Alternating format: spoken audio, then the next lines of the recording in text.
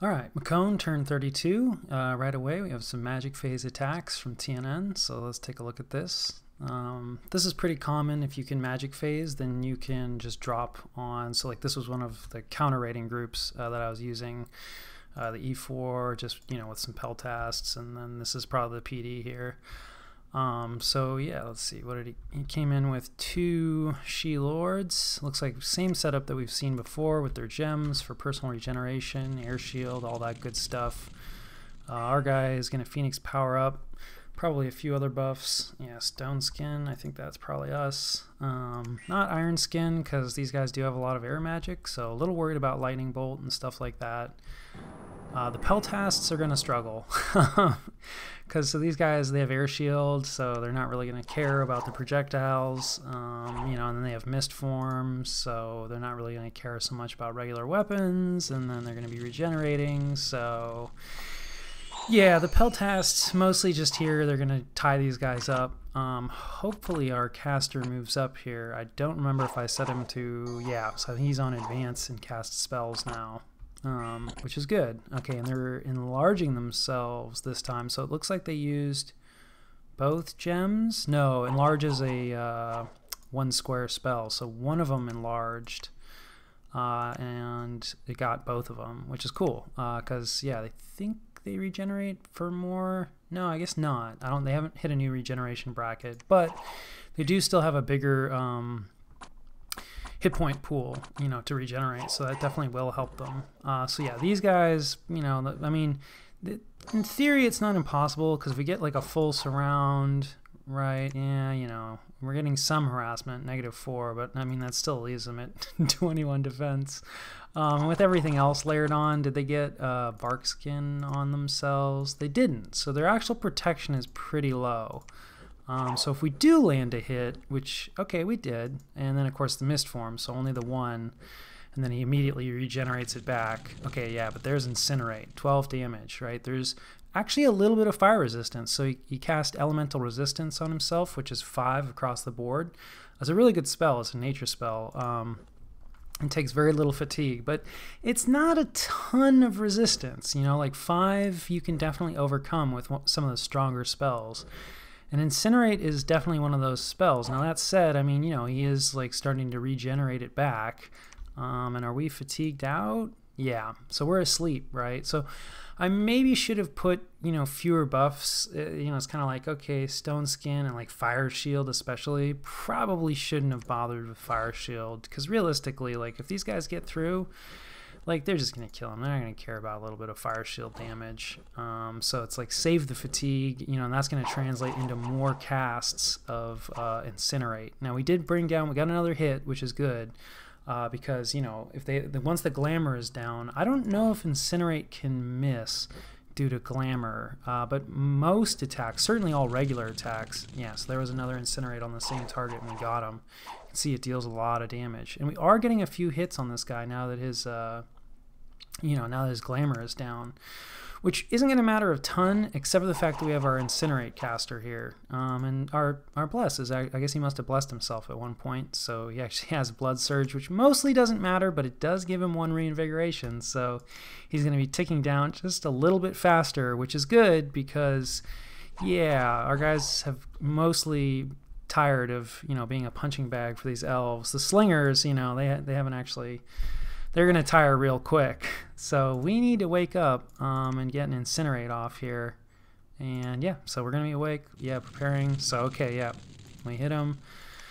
So we'll see, right? It's just a question of like, can he chew through? And this is a situation where like a Frostbrand, like probably if he had a Frostbrand with this guy, we would have lost this. And we still might lose this. But yeah, it's like, because it's taking him a little while, right? He's not like that killy. So all this chaff is taking him some time to cut through it. And if he could do some AoE damage with a Frostbrand, he'd probably already be through and, like beating on our mage. And, oh boy, yeah, his morale failed.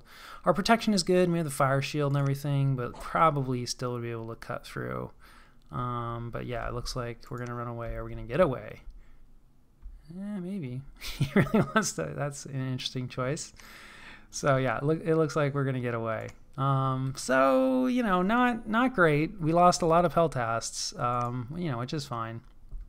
All right. So yeah, no casualties. And did our E4 retreat? Let's see, he did. So that's good. So, and we picked up, you know, She Lord, which is good. Then, you know, 260 gold. So I'd say on the balance, you know, yeah, our peltasts, they don't cost too much. So that was an overall good trade. Now, I mean, he did take the province, so that's a downside. But you know, stuff like that where we're wiping out his raiders, that's a good situation. But you know, of course, that's not his only raid. So I think this is probably the same setup. Yeah. So I'm gonna assume we're probably gonna see an enlarge here as well. And what do we have? Yeah, this is one of our weaker casters with roughly the same amount of peltasts, less PD as well. So this is not good because this guy cannot incinerate. Now he used a gem to buff himself up to fire 2, so that's cool. He's probably going to make like a baby elemental or not. Fire shield, yeah. I don't know about that fire shield. Are we doing all the same stuff? I think so. Yeah, mist form, air shield, personal regeneration on both of them. Flame bolt. Did that use our gem? No. Flame bolt is nice because it has a really long range, but just with air shield, and then also it's really unlikely to hit. Yeah, another flame bolt. So this guy, okay, he's on advanced and cast spells as well though, so that's good news. With the gem, he would be able to cast Incinerate once, but we're definitely going to need more than that. And you can see like these javelins, like forget it. It's really just sort of a waste of time. Probably be better for these guys to go in and engage in melee and not even bother throwing the javelins, because we could interrupt, you know what I mean, like maybe his last, or maybe even his last 2 spells, which would be really nice, right? Because, you know, removing the little bit of fire resistance that he does get would be probably the best use of these peltasts. And once they go into melee, you know, like if you're, I think if a javelin were to hit a caster mid-cast, then there would be a chance it would interrupt it. But, I mean, obviously with the air shield and everything, that's very unlikely. Whereas once they go into melee, I think they usually, not always, stop casting spells because they, you know, choose to melee instead. Unfortunately, this guy is just using Flame Bolt. I don't know why he's not using his last gem to do something. Yeah, maybe he may have been out of range for whatever I scripted him to do. I may have scripted him for an Incinerate, but he wasn't in range yet. And now, you know, he's decided that Flame Bolt is, you know, his path forward, even though these guys have air shield. So that's a little sad. And then, of course, our peltast didn't last very long. We didn't have the PD this time. So yeah, I would say this guy is in deep trouble now. Yep, there he goes. So Flame Bolt, not the answer to these guys. That's definitely an example of one that did not work out. We don't like to see this. This is very bad. And then, you know, we're not out of the woods yet here. Okay, so this looks pretty similar. So now he's cloud trapezing them in pairs. This one, I think this might be our first kitting. And so yeah, Stonebird is good. A little pricey, you know, 10 gems, but you know, gets a bunch of attacks. Only deals 9 damage. You know, it's not boosted by strength or anything like that, but it's more likely to hit in the head, which is good. I think that's like increased critical hit chance, and you don't want to take hits in the head, generally speaking. And it also gets a chance to repel, which might matter some. His attack skill is not like through the roof or anything, but I mean, you know, compared to our peltasts, I mean, actually have okay defense, so I don't think the repel is going to be hugely oppressive compared to what we are already dealing with. Unfortunately, we don't really have any casters here. Now, these are our more experienced peltasts, so their skills are better than normal. So they actually have more of a chance. And this guy's a Holy 2, so he can stun Sacreds. And then this is just a regular commander who certainly, if he lands a hit, like, you know, that's going to be really good news. But I don't even know if he's set to attack, so we'll see. And these guys are probably set to throw their javelins. Yeah, which is kind of sad. Definitely need to change that. Not sure if I do end up fixing that, because he gets the air shield off really quick, and you know, just throwing the javelins just doesn't matter. In fact, if anything, we're just more likely to hit our own guys. And you can see once we go into melee, it's like, you know, we actually we have a chance at least. You know, I mean, he's regenerating and all that, because we don't have a chance to kill him, but at least popping the mist form will be good. And then I don't think this guy is on advance and cast spells, which is sad. This guy is at least, our commander is, yeah, that's not looking so good. So, okay, Peltasts, can they do it? You know, though, like, there's enough Peltasts, and it really does matter. Yeah, somebody got one through. You know, people talk a lot about getting experience stars, right? And, like, getting experience stars on Peltasts is usually, like, not an overriding concern because they're Peltasts. But, you know, for some of your elites, right, like if you have really good sacreds, you know, that you have a really strong bless on, if you can get them up to like 2 or 3, you know, experience stars or more, you know, that's going to make a huge difference, right? It's like stacking on like, you know, +4 defense on something that already has ridiculous defense. Okay, yeah, and it looks like our Peltasts have had enough. But anyway, like stacking up experience stars on your elites really can matter. And I mean, even in our, I think a regular squad of Peltasts would have been pretty unlikely to even be able to get one. And we probably had a lucky roll in there, you know, to get around. That is like one of the reasons that like regeneration on like low hit point units is not fantastic. And I still think it's a good call because he's layering enough stuff, other stuff on them. But even still, right, you can see that it's just all it takes is, yeah, right? So here is actually wasn't even that crazy of a damage roll, but still, like, better than normal. You know, so it's a 14-point jump, and he just doesn't, because he'd already picked up, you know, a few points of damage, like, yeah, here's another 5. So it's like we got 2 kind of lucky hits in short succession, and so the regeneration wasn't able to get around that. So I'd say on the balance, like that was fairly lucky for us, but does kind of illustrate like why regeneration on lower hit point units, and I mean 19 isn't even like that low. It's certainly not high, but yeah. So it's like, you know, if you have some human level commander who has like 11 hit points, it's like I don't know, regeneration. Not so great. But anyway, we do lose.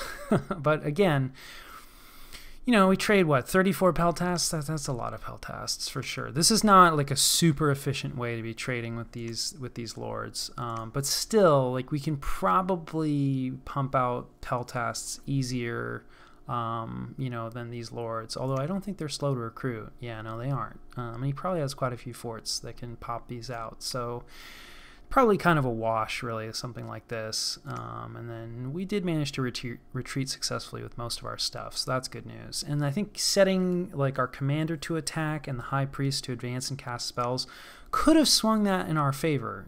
So that was close. That could have worked with a little bit of different scripting, I think. We didn't find magic sites, and then it looks like Calum is attacking Kael'thasa, and I believe Ermor is also fighting with Kael'thasa right now. And so I think this is, I mean, yeah, essentially just vulturing, because yeah, there's just minimal PD most likely, and you know, just some regular birds, and they do the trick. Yeah, so you know, even with the darkness penalty, because I think the Bakemono have, yeah, dark vision, whereas I don't think, yeah, these guys don't, but there were enough of them, and Bakemono aren't great. So yeah, anyway, Calum is advancing, which is kind of neutral for us. And then what was battle against independence? Oh right, this is our pretender clearing out independence in TNN's territory, which is kind of questionable. Yeah, I don't think she's gonna have too much trouble. What kind of kit does she? Oops, that's an Earth Elemental. Yeah, she's got the AoE fire weapon, and her attack skill is actually not terrible. And you know, defense on these guys is like absolutely miserable. So I don't think she can poison them though. Yeah. But anyway, yeah, she's not gonna have trouble with that. So yeah, so we'll see about whether, like, how useful that is. Obviously, we're not taking a province from TNN, and you know, he's very good at raiding. So here's us actually trying to take back. Okay, right. This is sort of our, you know, not our full army, but yeah, minimal PD. I think we know how that goes. And then this was, I guess we were moving into Kunaral, so we got jumped on top of in Kunaral, you know, in the magic phase, and now we had a squad marching there, and so they're going to attack. I think this is where we killed one of the raiders, yeah. And, you know, this is one of the downsides also of, like, using the gems and not bringing extra gems. Bringing extra gems is really tough. There is an option where you can tell the commander to do conservative gem usage. And I don't know. These guys, they love to snort gems. I think the deal is they respect that unless they're not going to be able to cast something in your script, in which case they'll kind of overuse gems. Or if the battle goes on long enough, then they're just like, whatever, and they just start using gems. So I think this is our profit. So anyway, trying to stack extra gems on top of your commander so that they're going to have gems available in like the next battle is pretty tough. You know, you can try, but a lot of times you're just going to end up burning extra gems. So yeah, you know, it's just kind of one of the downsides of if you have to use gems for your script is that, you know, you're more vulnerable to gem baiting or whatever. And I mean, in this case, it wasn't a gem bait. It's just, you know, he used it in the regular phase and then now he has to fight, or I'm sorry, he used it in the magic phase and then now he has to fight again in the regular phase. And it looks like we actually got through, which is nice. I mean, Magic Resistance 17, we're not going to get our Pretender, you know, Holy Blast through every time. But yeah, that Tangle Vines, right? And that's specific. You get different like holy you get different banishments as well as smites, I think they call it, depending on your Pretender's maximum path of magic. So since we have like high nature magic on our Pretender, we get like the nature smite, and part of the nature smite is that the Tangle Vine effects that happens after they get hit with it, right? So, you know, we can't see it here, but these hoplites are going to really struggle to hit normally. But because he was entangled, right, his defense was going to be really low. In fact, you know, we can just, it's a fast battle. And, I mean, you know, who doesn't like watching Elven Raiders die, right? I know, sorry to all the elves out there. But anyway, yeah, so it's going to be really important, right, that we got that through. Right, because he's a defense 6. So defense 6 we can hit. I don't know what he was before. Something really high that our giants were going to struggle with. So yeah, that's, you know, we want to see more battles like this. And I was just sort of lucky that we happened to guess, you know, correctly. That, you know, that he was going to get moved there. And then it looks like there was a battle in Ulm. I think this was...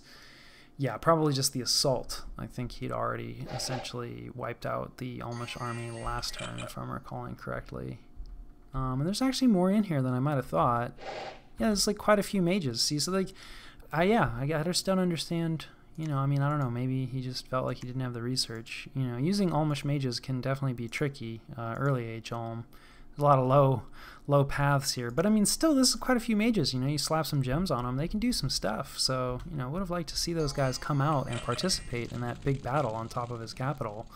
Not really sure. I mean, you know, this is enough stuff that, like, maybe he'll be able to slow it down, but it's a heck of a lot less stuff than he had. Yeah, this is like mostly just, you know, self-buffing. I mean, it looks like he has pretty low research. And it looks like Niflheim actually chose to like hold, which is kind of interesting. So I think he was hoping to like let the chaff like come out of the gap. I usually do the reverse where I try to, you know, push into the gap as quickly as possible, but this seems like it's kind of working as well.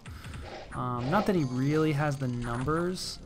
In fact, yeah, did these guys all get, ooh, whoa. A lot of these giants, did nobody get blessed? Holy moly, that's bad news. Because, I mean, he's got regen on his bless. Unless I'm really not remembering this game. What happened here, buddy? I mean, he's only a holy level 2, so, you know, he can't do divine blessing. This is the thing. You really, if you're using a big mass of sacreds, it's so nice to have that holy 3. But this isn't that many sacreds, so he certainly could have blessed these guys up, even in, like, a line formation. But it looks like at least the god here is, ooh, yeah, no cold resistance on the god. And so some of that, yeah, you can see like these guys aren't set to advance and cast spells. They aren't summoning anything. Like, yeah, just the occasional really weak evocation, which, you know, it's tough if you don't have a lot of research. You know, you can see like the skeletons aren't fatiguing out, right? And then he's got some of these clockwork guys who have cold resistance, but they have the exhaustion, you know, they like wind down, and you can see like they're just, yeah, I don't know. I'm not sold on these guys because they just don't have very long before, you know, it's all over for them. There you go. Now he's starting to throw down some blesses on himself. There you go. This guy got blessed now. Yeah, so I think Niflheim has this now, but that was definitely a little freaky, you know, and yeah, the god, that's one of the nice things about being a giant, right, being a giant nation, you know, you don't have to, for a human nation, it could be a little tricky to take down a titan, especially if he's got like regeneration on himself and everything. But if you're a giant nation, it's like, oh yeah, you know, you can just get your, sometimes just your regular troops hit hard enough. Of course, you know, the other giant thing, it takes them a little while, like, to cut through everything, but, you know, with the regen on them now, there's just no way. The mage is not really doing a whole lot. Yeah. So yeah, he only lost 2 sacreds there, but it was actually looking a little dicey for a second, because some of those guys had taken quite a bit of damage. So, yeah, that was a little freaky from Niflheim, but in the end, worked out, you know, obviously really, really well for him. I think... No, almost not eliminated. They must have another province, but, you know, that was their capital. I don't think they have any other forts. They're pretty much done. So, just a little demon worship, you know, village well turned red. I guess there's like some necromancer guy loose in the world, Hellgate, something. We're slaughtering helots. So yeah, this is the successful end of this. We get, you know, the giant assassins. Now we get 2 giant assassins, 2 forts, 2 E4s, all good stuff. Turmoil 3, losing us money in one of our few provinces. That's sad. And then some luck. So yeah, and then, you know, some other stuff, promotions. We don't care about any of that. So what are we doing? All right. Well, we're attacking. So yeah, we'll see about this. So we're doing some counter raiding, right? Cleaning out a little bit of Ulm. Looks like this is kind of like what's left of their army, and, you know, they have a few other provinces, but they're done. So we have like this stronger raiding group that's, you know, going to go up here, grab this Ulmish province. We also have plenty of like TNN up here to clean out. And then we have another counter raiding group here. Yeah, this one, not so sure about. This guy's probably bringing earth gems to that army that's forming up, so ignore this guy. But our prophet, so that's good. We saw how that could work, you know, with some giants. And then we've got this earth guy, and these earth guys are not as useful as counter raiders, so we're gonna have him, you know, this is for reinvigoration, help keep himself alive, and then we're gonna actually tell him to move. This will get him to move forward and hopefully get in range so that he can cast this earth grip, which is gonna mess up the raiders' defense. And then he's just gonna advance and cast spells and hopefully cast more earth grip, but probably not. I don't know, they don't love to cast earth grip, it seems like. He'll just do like stone shards or something stupid like that. We'll see. Hopefully not, but this could work, you know, if we ruin the defense with this, or we ruin the defense with like Word of Thorns. Also have some attacks in here again to like push him forward. This doesn't have like the longest range, so yeah.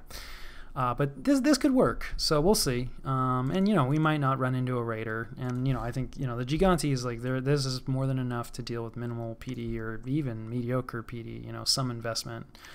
Sending this group back, not actually sure why, because this is probably our strongest. I mean, we did lose a lot of Peltasts, so maybe just looking to pick up some more Peltasts. We just have one guy patrolling, you know, kind of minimal PD, enough PD to mess up a raider, and then this guy should, I think, the one air guy, yeah, he's going to spam out a couple phantasmal warriors first, really just to kind of keep himself busy. It's not very fatiguing either, you know, and a little bit of extra chaff is not going to hurt. And then he's going to summon a lesser air elemental, which is hopefully going to stun an elvish raider, right? Like, he's probably not going to be able to, the lesser air elemental probably isn't going to be able to kill him by himself, maybe. But they have magic weapons, so you know, he's going to be able, like 1v1, my money would be on the Elven Raider every time. But if the air elemental stuns him, right, then the PD is actually going to have a chance to kill him. So going to try to summon him later in the script so the PD has a chance, you know, to run forward and actually get in combat. So we'll see if that works. And that's just if he tries to jump on the fort. Obviously, if some huge elven army jumps on, then yeah, you know, we'll lose him. But that's life. And then we're not really actually doing any patrolling on the cap. It would be pretty deep for him to hit this. Like, this would be really risky if he just grabbed this without grabbing the surrounding provinces. He controls like none of the surrounding capital provinces. So if he were to jump on this with his big army, we would have a chance to, you know, try to beat it and try to keep his retreat paths cut off and potentially just completely wipe out his whole army. So I'm not expecting him to jump on this turn, so we're going to try to get some research in. What are we researching? Okay, construction 3, which is kind of an odd like cutoff. Usually you want to hit like 2, 4, 6, because that's where you get the items. But in this case, specifically looking at Legions of Steel, because he doesn't have any strength on the Bless, and so I think his Sacreds are going to struggle a little bit. I mean, our sacred, or say our gigantes are going to struggle to connect. His sacreds are going to struggle to kill our giants because, you know, that probably at best are going to be getting chip damage. So if we can boost our protection up, you know, even just a little bit more with legions of steel, it's going to be that much harder, you know, for his guys to kill our guys. So that's kind of the thinking there. And then like more evocation, maybe. I mean, yeah, like, you know, we are going to struggle to kill his elves, you know, with our troops. So we're going to need something, you know, and if you want to kill units with mages, evocation is kind of the way to go. So, you know, that's going to get us like falling fires, and yeah, we'll see. It's definitely not the worst thing. You can see our research speed is, you know, not great, but we'll at least get construction 3 next turn, so that'll help. Then moving our goddess back, you know, we could continue to raid, but like he does have, like, this is just what we can see, right? So like he could have, you know, sacreds that are hiding there. Like this was already a risky move. So yeah, just not, I'm thinking like definitely don't want to jump on.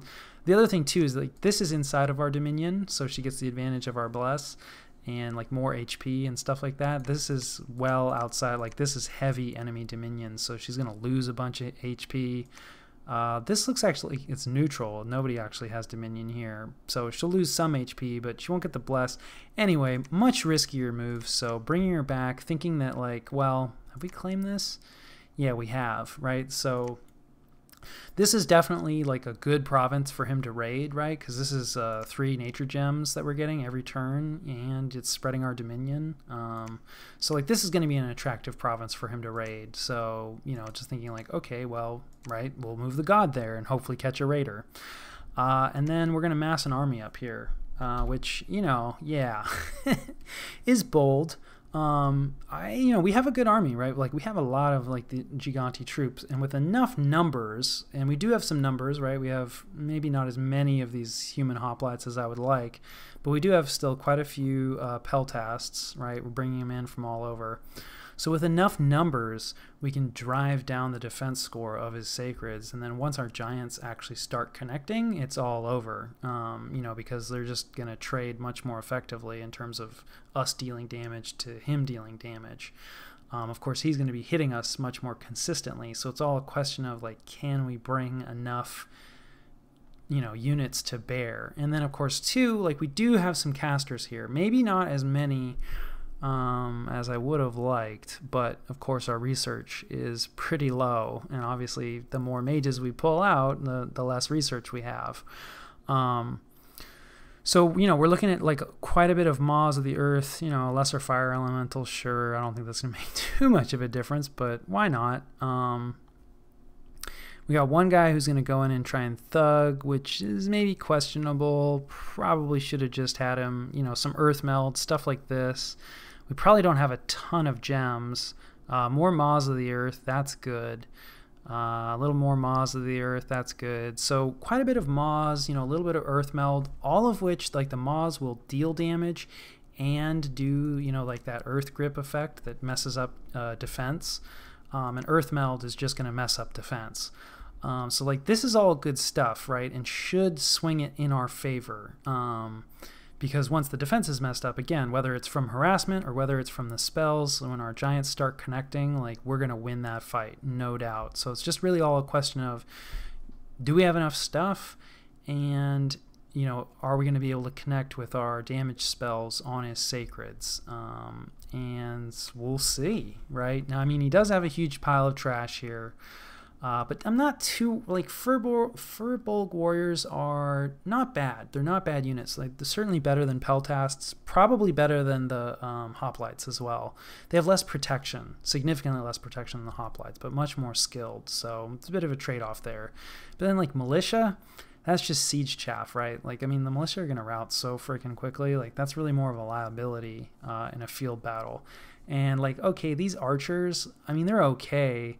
But and slingers are not very good. Like, this is all mostly like siege chaff, right? And against certain type of troops, ironically, Furbolg would not love to see like a mass of archers and slingers because they don't wear helmets. So, you know, ranged units are kind of a big problem for them. So it's not that these archers and slingers are never bad, and like certainly Again, our peltasts are not going to love all that, so honestly, maybe having our peltasts in the front was a mistake. You know, again, I do want to have them engage. In fact, you know what? Yeah, see, they're just set to attack, so I fixed that. So they're not even going to bother like throwing their javelins. You know, because, I mean, in a field battle, maybe we should, but at this point, it's not impossible that he's going to be doing arrow fend. And, you know, I'm kind of concerned about that, and also concerned potentially about storm. Like, I think there's a good chance he's going to work to counteract the missiles, and you can see, like, once they have air shield, the missiles just don't matter at all. So I don't really want these guys wasting their time throwing missiles.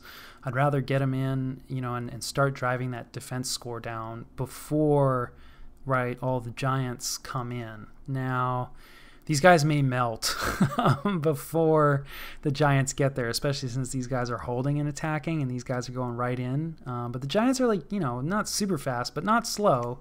And these giants, okay, well, that guy probably has like a limp. Yeah. Yeah, these giants are kind of messed up, our expansion giants, but the ones that aren't messed up are a bit faster. So hopefully they'll get in, you know, before, you know, these peltasts get completely chewed up, and we will have these guys hitting. So anyway, yeah, these guys are not going to love the archers. These guys also, like, you know, they have enough protection that, like, the archers will still matter, especially in great numbers. So it would be better if we had the more heavily armored, you know, not peltasts, hoplites. But, you know, against our main, like, gigantes, like, these guys, protection 16, they're mostly going to be able to ignore those projectiles. And then, like, these guys, protection 21, that's like maybe every once in a blue moon they'll take some chip damage from it, but they can pretty much ignore those projectiles completely. So not too worried, like, about, you know, all this trash. The Furbolg, maybe, right? That 210 is a lot. Of course, the scout report might be wrong. But really, it's the sacreds, right? That's what we're worried about, and we don't know where those are. And in terms of moving out right now, so, I mean, the clock is kind of ticking, right? So, I mean, like, he's bigger than I am. You know, he's sitting on 3 capitals. He probably has more provinces, maybe not significantly more provinces, although the fact that he's raiding down a bunch of ours. Like, I don't think that 10 or 20 turns from now, I don't think my position is going to be better. You know, like, I think it'll probably be worse. And the main things, there's really 2 things that I'm most worried about, and that's wrathful skies and foul vapors, right? Because, like, okay, well, what do we have, right? We have, like, a fairly big, like, impressive army that is going to be super vulnerable to getting slammed by a bunch of lightning or poisoned to death, right? So we do have poison resistance on our bless, so that's going to be good for, you know, our commanders and our mages, but these guys aren't sacred, so they don't benefit from it. You know, I mean, poison damage against giants isn't as great because they have more hit points, so it takes a while.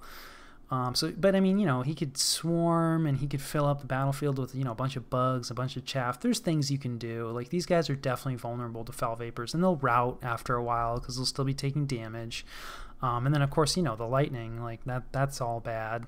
You know, guys will die to the lightning relatively quickly. And again, you throw out like a screen of bugs. And so anyway, very concerned that the longer this goes on, the more likely that in a large army engagement, we're going to get hit with one of those battlefield wipes. And I'm hoping that it's early enough. Turn 32, he certainly could have a wipe by this point, but he may not have one. So, and since I think, you know, my position is probably just going to get worse, you know, why, like, what are we waiting for, right? Like, we have an army now. He may not have access to wipes.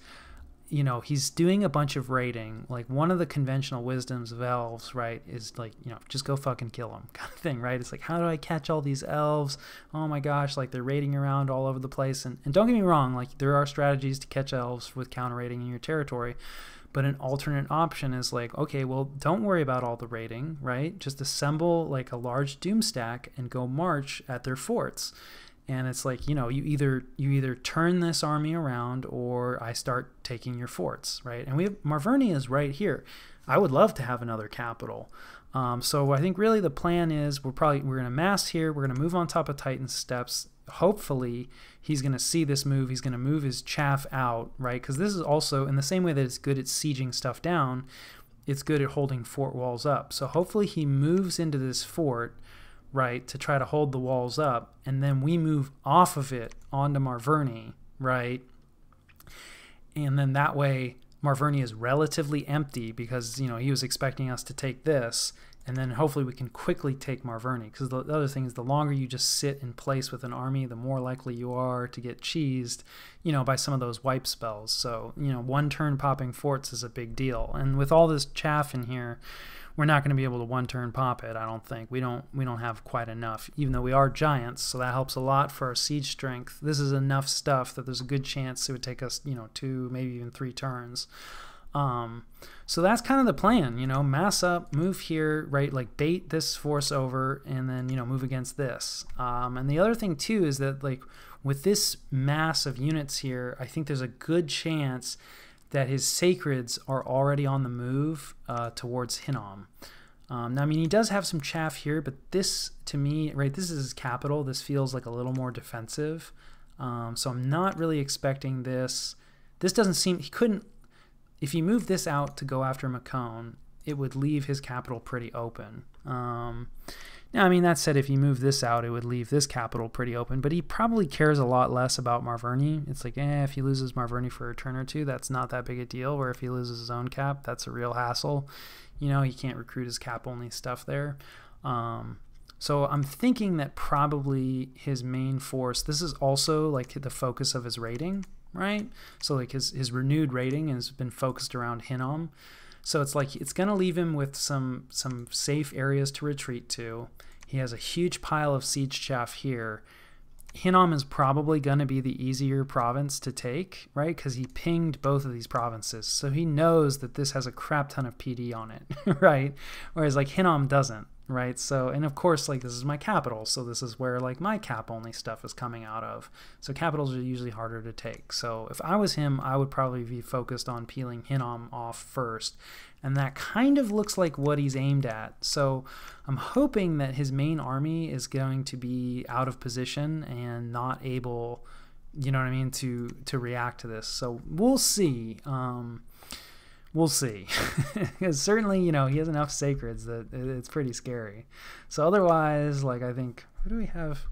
Yeah, this is just like some incinerate with, you know, some gigantes. So this is just another counter raider squad, right? And it's just going to hang out in this province and hopefully catch, you know, one of his raiders. And this is just kind of the thing you have to do, right? A mix of like, you know, just hang out in a place, like move to your own provinces to try to catch raiders.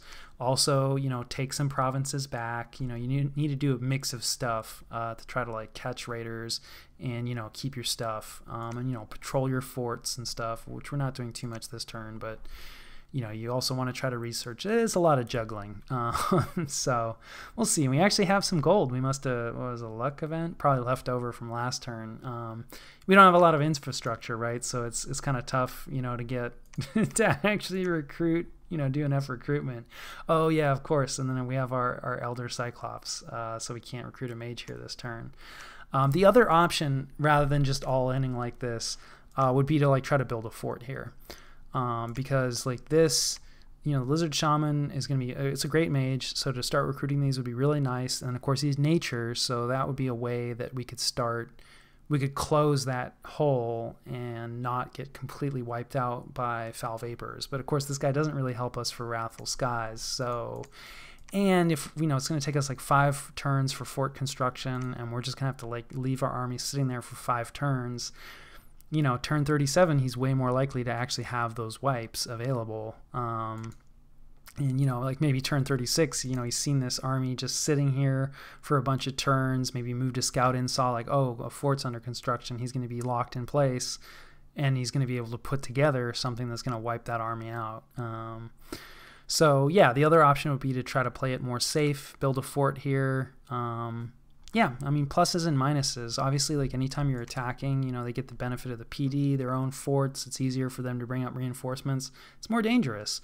But also, like I said, I don't really think our position's going to improve. I think by this point, I talked a little bit with Niflheim, who, you know, was like a little bit interested, but I mean, it's not going to be a great war for him to take. I offered him essentially like this corridor. So like I have these provinces right now, but I was like, yeah, you know, you can have this stuff. I mean, Tiananmen's capital is close, right, to him. So like this is not that crazy of a reach, and these are nice, valuable provinces. So like this would not be a bad pickup, but nobody likes to get super long and stretched out along the coast.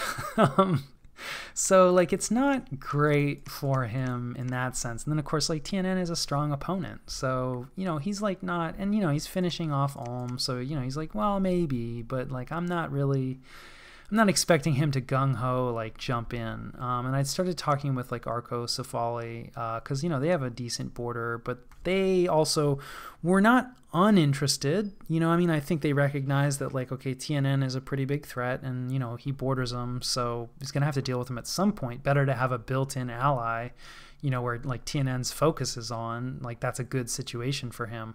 But you know, he says he's working on some research goals and like isn't ready yet, you know. And so it's one of those things too where people don't necessarily want to jump in. Like if I'm just going to get rolled over, right, it's like, well, they want an ally that's actually going to, you know, be able to do some lifting.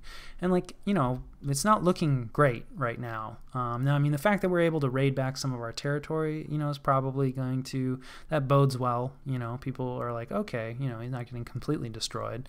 But, you know, it's kind of like a little too soon, you know, so maybe eventually we could convince Arco to come in, but it sounds like not in the immediate future, right? And then the southern neighbors, so yeah, we're watching, like there's a siege going on here, you know, I'd say Tianchi. Do we know where their capital is? No. So, but I mean, so this is a cap that's getting sieged, and I know that Russ is involved in this war with Tianchi, so I mean, this is still kind of ongoing. So I don't think like his southern neighbors, like I'm not sure if there's any other southern neighbors, but there's a good chance not, because like Arco extends down somewhat. Have we seen? No, so we're still not sure like where Arco's capital is. Scouting is just abysmal. But you know, I'm not really hearing anything back in terms of like anyone immediately wanting to jump in, you know, on TNN. And then, you know, of course, like here's Ermor over here. I think he's also fighting Pangea. And like there's just, he doesn't border TNN. So like how is he going to help us, right? Same thing with Kalem. Kalem doesn't really border, well, okay, technically I guess he borders them here now. But like this is, he'd have to attack like through our territory, which like isn't super useful. So, you know, our allies here aren't really going to be able to help. So, you know, it's like no help is coming, and our position is probably going to deteriorate. So let's do it. Let's see if this can if this can pull it off. So yeah, that's turn 32.